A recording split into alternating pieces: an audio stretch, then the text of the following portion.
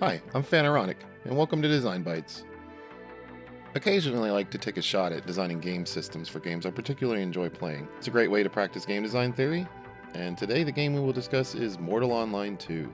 Today's proposed game design edition is a bounty hunter gameplay loop.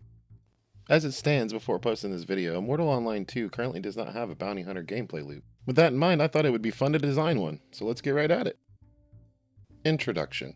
The bounty system is intended to allow a counterplay against lawless or red players. The system should allow players to enter a lawful town and engage the bounty. The system should incentivize blue players to hunt marked criminals by offering unique rewards. The bounty system would also provide the benefit of giving both red and blue players reasoning behind their choice to murder or not, creating a vast amount of immersion in the game world. The system should include tracking capabilities to assist a bounty hunter in the pursuit of a target. The system should include a comprehensive list of anti-abuse mechanics.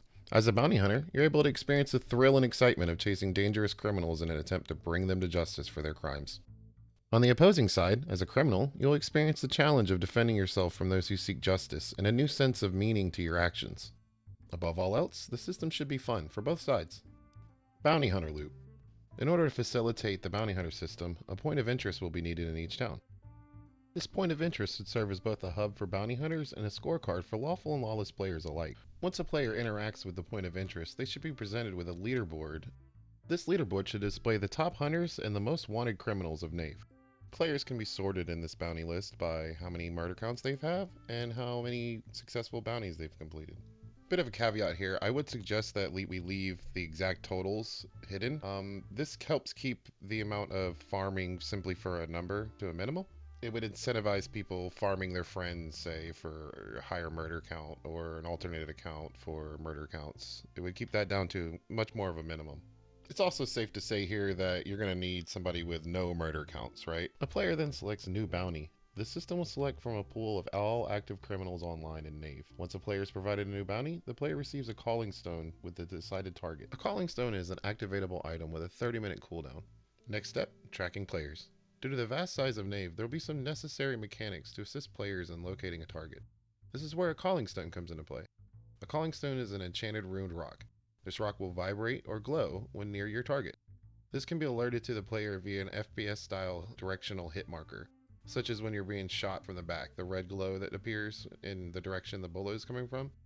The calling stone should also alert a player if a bounty has been seen by town guards. This should only be triggered if seen by the town guards as a gray criminal. Lawless towns do not have guards to trigger the calling stone. This will have the natural effect of incentivizing red players to live out of lawless towns, or promote them to build their own towns. The player can also activate their calling stone once every 30 minutes. Now, to the nitty gritty. How do you complete a bounty? Once you've been provided a target and you've used your calling stone to track down the player, you can then complete the bounty by fighting the player and taking his head. Once you've looted his head, you can drop it off at your nearest bounty hunter POI and be rewarded. Bounty hunter and murderer grades.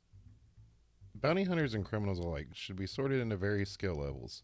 An example would be to assign bounty hunter and criminal grades similar to E, D, C, A, and S. Players with a low grade should only be appointed lower grade murderers. These grades could also provide a player title, or maybe even a cape. With any bounty system in an MMO, there's some room for abuse. I'm going to list here some things that I think would need to be done in order to try and avoid any abuse of this system, as well as some required mechanics.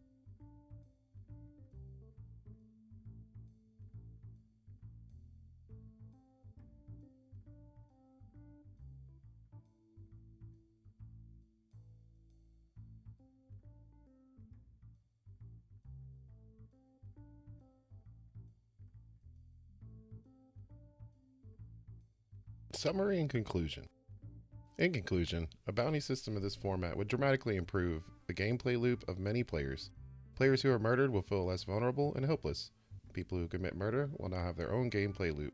This will allow a typical red player to express their skill in a new way, as well as generate plenty of new immersion in the world of Nave. This has been Game Design Bytes with Fanironic. I've had a lot of fun making this, and I hope you guys enjoyed it. Thank you. If you liked what you saw and you want to see more, please like and subscribe.